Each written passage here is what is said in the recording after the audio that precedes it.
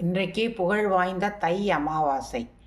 இந்த தை அமாவாசை நன்னாளில் தான் அபிராமப்பட்டர் நாம் எல்லோரும் பக்தியுடன் படிக்கும் அபிராமி அந்தாதியை எழுதினார், இயற்றினார். அபிராமப்பட்டரின் இயற்பெயர் சுப்பிரமணிய பட்டர்.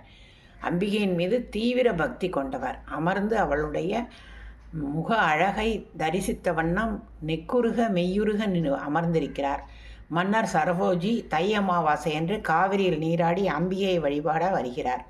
இவரோ பக்தி பெருக்கால் மன்னர் வந்ததை கவனிக்கவே இல்லை. மன்னர் கோபமுற்று இன்று என்ன திதி என்று கேட்கிறார். இவர் அம்பிகையின் முக அழகை பார்த்த வண்ணம் இன்று பௌர்ணமி திதி என்று சொல்கிறார். மன்னருக்கு கோபம் தலைக்கேறி விடுகிறது.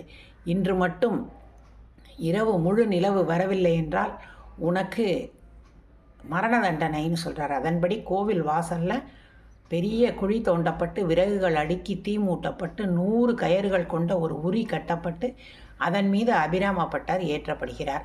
அபிராமப்பட்டர், சொல்லடி அபிராமி, வானில் சுடர் வருமோ, எனக்கு இடர் வருமோ என்று சொல்லி அதன் மீது ஏறி தாரமர் கொன்றையும் செண்பகமாலையும் என்ற விநாயகர் துதியுடன் பாடலை பாட ஆரம்பிக்கிறார். உதிக்கின்ற செங்கதிர், உச்சி திலகம், உணர்வுடையோர் மதிக்கின்ற மாணிக்கம்ங்கிற முதல் அந்தாதி பாடலை பாடுகிறார்.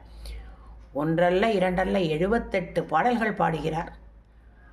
வானில் நிலா வரவே இல்லை. 79வது பாடல், விழிக்கே அருளுண்டு அபிராமவல்லிக்கு வேதம் சொன்ன வழிக்கே வழிபட நெஞ்சுண்டு என்ற அந்தாதி பாடலை பாடுகிறார்.